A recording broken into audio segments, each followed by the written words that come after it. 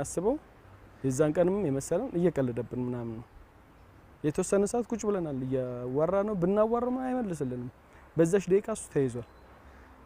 እና በየቀኑ ከጥላውን ገሰሰ ጋር ይደዋወል ነበር በየቀኑ ከአለሙ ገብረአብ ጋር ይደዋወል ነበር አለሙ ገብረአብ እና እሱ ወንድማማቾች ባያቸው በጣም ይመሳሰላሉ በጣም ነው የሚዋደዱት እና አለሙም ታሞ ነበር ሁሌ ጧት ላይ ደውሎ ድምጹን ይሰማዋል ማለትም ያወሩ ስለነበረ እንደዛው ነው እንትን ሲለን ወንድማችን ነው መጥቶ ስትነግረው ማዘር ውጭ ወጥቶ ደወለ አለሙ የደወለ አስመስሎ ነው ምናምን የስልኩ ጠራ ሲጠራ ማዘር አንስታ ሄሎ ምናምን አለ ሲራክ ምናምን አለ ብላ እና አለሙ ነው ምናምን ስትለው ሊያናገር እኮ ነው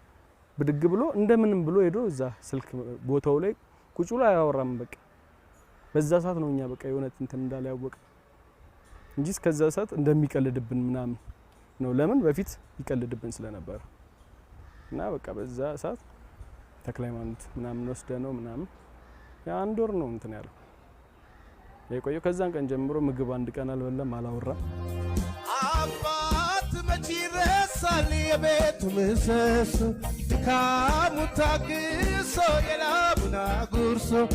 ያስደስት የለም ወይ እኛ ስናቀርብላቸው እንዲያውቁት ስናደርግ ነው እንጂ ማለት ነው የሰራው ነገር ከኛ ባለፈ እዛ ቦታ ላይ ቲያትር ቤቱ ላይ እሱ ብቻ ሳይሆን ብዙ ጓደኞቹ ካለፉ በኋላ ስማቸው ያልተነሱ እኮ ብዙ አሉ እነ ታምራት ሞላ የሚያስታውሳቸው ምንም ነገር ላይ ሲዘከሩ አይቻል እነ ጀንበሬ በላይ ብዙ ሰዎች እነ ምኒልክ ወሰናቸው ብዙ ሰዎች እሱ ከሞተ በኋላ ብሔራዊ ቲያትር 7 አርቲስት ነው የሞተው ሲራክ አለሙ ገብረአብ ፍቃዱ ተክለማርያም ጀንበሬ በላይ ምኒልክ ወሰናቸው ጋሽ ሰይፋረ ጌታቸው ደባልቄ በጣም ብዙ ነውና አልተነሱም ጋሻማ አልተነሱም ብዙ ሰርቷል እኮ አሁን ላይ ምን ሰሞን እንዳለ የድሮ ዘፈን እንደ አዲስ እየተሰራም ሁሉም የሚሰማው የሚደነቅ ስራ በሙሉ የነሱ ስራ ነው የነሱ የድካም ውጤት ነው እነሱ ስለ ጥበብ ብዙ ዋጋ ከፍለዋል እኔ በፊት የሰማዋቸው ብዙ ታሪኮች አሉ ማለትም ስለሱ ማወቅ ሲጀምር ብዙ ስለሌሎቹም መርምሬ አይቻለሁ እኔ እሱ ስለምን አልተነሳም ስለምን አልታወሰም ብዬ በጣም አዝን ነበር ግን ሌሎቹም እንደልፋታቸው ሳይሆን ሲቀር ስማቸው ሳይነሳ ሲቀር በጣም እኔ የሚሰማኛል በቦታው ላይ ሆኜ ለምን ለጥበብ ብዙ ዋጋ ከፍለው ከቤተሰብ ተቆራርጠው ተለያይተው ብዙ ዋጋ የከፈሉ አርቲስቶች ናቸው ዛሬ ላይ ጥበብን ተተውልን ያለፉት እና እንዲነሱ ፈልጋለሁ አሁንም ቢሆን እንዲታወሱ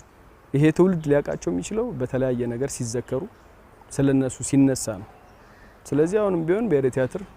ሲራክ ብዙ አመት ሰርቷል እነዚህ ጓደኞቹም ብሔራዊ ቲያትር ላይ ብዙ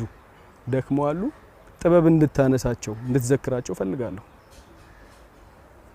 ያው ጥበብ ጠፍታ እንድትቀር አንፈልግም ድካሙ ታግሶ የላቡና ጉርሶ ያስደስት የለም ወይ